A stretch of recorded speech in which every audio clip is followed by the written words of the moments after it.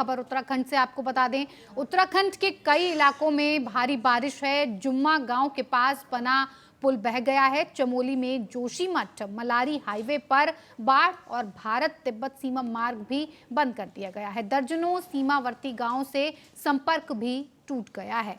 उत्तराखंड के चमोली जिले के सीमावर्ती क्षेत्र जुम्मागाड़ नदी में आई बाढ़ से उस पर बना पुल बह गया, जिससे भारत तिब्बत सीमा मार्ग अवरुद्ध हो गया है, जबकि 1 दर्जन से अधिक का सीमावर्ती गांवों से संपर्क भी टूट गया है। सीमावर्ती क्षेत्रों में यात्रा और संचार व्यवस्था पूरी तरह से ठप हो गई है।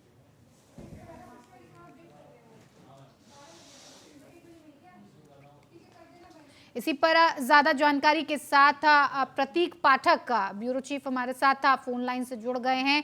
क्या कुछ स्थिति फिलहाल बनी हुई है प्रतीक, आपसे जानना चाहेंगे, क्योंकि जिस तरह से भारी बारिश चमोली से लेकर जोशीमठ मलारी तमाम जगह पर हो रही है, हाईवे तक ढह गए हैं तमाम तरह से, और जो दर्जनों सीमावर्ती गांव हैं उनके साथ संपर्क टूट चुका है।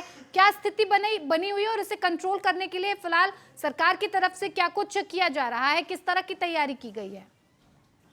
बिल्कुल, निश्चित तौर पे अगर देखा जाए उत्तराखंड में लगातार बारिश का कहर जारी है और सिलसिला अभी तक देखा जाए तो लगातार बारिश के कारण कहीं ना कहीं पूरे चाहे फिर वो कई जिले हों उसमें कहीं ना कहीं चपेट में आते हुए नजर आ रहे हैं। ऐसे में चमोली जिले में फिर एक बार बादल का कहर देखने को मिला है। जोशीमठ मलारी हाईवे सौराठी टोटा में 10 किलोमीटर के तमाम जो क्षेत्र हैं उस पर कहीं ना कहीं वो पुल, सीमेंटेड पुल था, वो ढह गया है, जिसके कारण रात्रि से ही जो रास्ता है वो बाधित होता नजर आ रहा है। फिलहाल भूस्खलन की कई जगह से भूस्खलन की खबरें भी सामने आ रही हैं। चमोली जिले के साथ साथ रुद्रप्रयाग जिले में भी कई तरह की भूस्खलन की सामने आ रही है। खासकर अगर देखा जाए तो बद्रीनाथ हाईवे का जो रास्ता है उस रास्ते में भी कहीं ना कहीं वो भूस्खलन हुआ है, जिसके कारण चारधाम जो यात्रा थी वो पूरी तरह रुक गई थी। कुछ यात्री भी वहां फंसे हुए नजर आ रहे हैं। इसके में रेस्क्यू लगातार जारी है वक्त।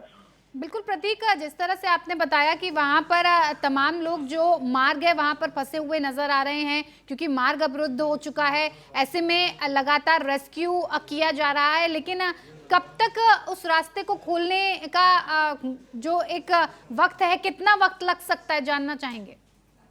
देखिए, सबसे बड़ी चुनौती मौसम को लेकर है। ऐसे में लगातार जो बारिश हो रही है जिसके कारण रेस्क्यू में भी काफी देरी हो रही है। ऐसे में एनडीआरएफ हो, आईडीआरएफ हो, आईटीबीपी तमाम सारे जो एजेंसियां हैं वो लगातार इस रेस्क्यू कार्य में जुड़ी हुई है और माना जा सकता है कि अलर्ट जिस तरीके से 24 घंटे का जारी है उसमें अभी समय लग सकता है रेस्क्यू को लेकर। तमाम सारे जो मवेशी हैं वो भी इसमें फंसे हुए हैं, गाड़ियां, वाहन है, यातायात जो सुविधाएं हैं वो कहीं ना कहीं बाधित होती नजर आ रही है।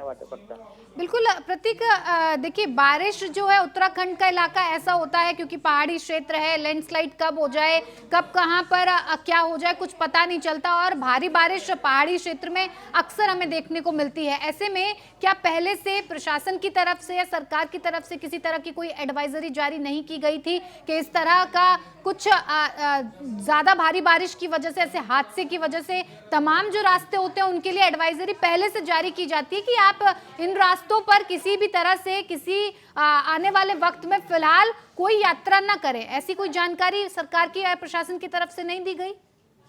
निश्चित तौर पर मौसम विभाग की तरफ से 24 घंटे का एक ऑरेंज अलर्ट जारी किया गया था, जिसमें तमाम जो जिले चाहे फिर चमोली हो, चाहे रुद्रप्रयाग हो, टिहरी हो, तो जो पिथौरागढ़ हो, तमाम जो ऐसे जिले थे उनमें कहीं ना कहीं मौसम विभाग का अलर्ट जारी किया गया था। साथ ही जो एनडीआरएफ है, आईडीआरएफ टीम को भी अलर्ट किया गया था। फिलहाल जो ग्रामीण क्षेत्र पड़ते हैं, जो जिस ग्रामीण क्षेत्रों में ये गाँव जो आसपास के हैं उन क्षेत्रों में उनसे साफ तौर पर यह कहा गया था कि नदी नाले के किनारे से अब अपना घर या तो स्थानांतरित कर लें। इस वजह से इस तरीके की एडवाइजरी जारी की गई थी। उसके बावजूद भी इस तरीके की घटनाएं कहीं ना कहीं पहाड़ी क्षेत्रों में देखने को मिलती है। लगातार इस तरीके की एडवाइजरी जारी। देखिए, गांव अवरुद्ध था, किसी भी तरह का संचार नहीं हो पा रहा है, किसी तरह की कोई बातचीत नहीं हो पा रही है, वहां से संपर्क करने के लिए क्या कुछ किया जा रहा है, लोगों तक मदद पहुंचाने के लिए क्या कुछ हो रहा है? बिल्कुल, निश्चित तौर पर जिला प्रशासन की तरफ से तो जो स्कूल है उनपे कहीं ना कहीं जो जिस तरीके से बाढ़ ग्रस्त क्षेत्र है उनको वहां तक पहुंचाया जाने का काम करा जा रहा है। एनडीआरएफ, आईडीआरएफ भी इस तरीके की जो मौके पे मुआयना लगातार कर रहे हैं, जो भी लोग फंसे हैं उनको निकालने का प्रयास किया। हालांकि बिजली बाधित होने के कारण ये समस्याएं लगातार सामने आ रही है, लेकिन उसके लिए भी जनरेटर की व्यवस्थाएं लगातार की जा रही है। कहीं कहीं क्षेत्रों में जो वाहन है, जो बाढ़ग्रस्त वाहन जो जैसे होते हैं कि उन वाहन का भी उपयोग कहीं ना कहीं किया जा रहा है। जी बिल्कुल प्रतीक, तमाम जानकारी इस खबर से जुड़ी हुई हमारे दर्शकों तक पहुंचाने के लिए आपका बहुत बहुत धन्यवाद।